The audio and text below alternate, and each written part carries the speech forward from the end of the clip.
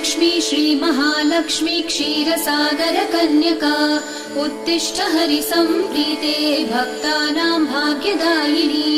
श्रीलक्ष्मी श्रीमहालक्ष्मी क्षीरसागरकन्यका उत्तिष्ठ हरिसम्प्रीते भक्तानां भाग्यदायिनी।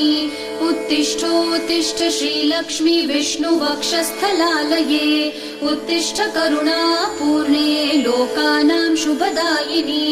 उत्तिष्ठोत्तिष्ठ श्रीलक्ष्मी विष्णुवक्षस्थलालये उत्तिष्ठ करुणापूर्णे लोकानां शुभदायिनी।